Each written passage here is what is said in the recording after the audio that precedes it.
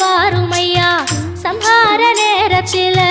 சமுத்திரம் பின்வாங்கும் சந்தோஷ திருநாளில் நல்லருளை தாருமையா முருகன் என்று முழங்குது என் மனசு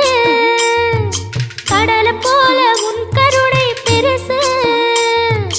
உப்பு காத்து ஊத காத்து சுத்தும் கடலு கரைய பார்த்து சத்தியமா கோயில் கொண்ட சுபையா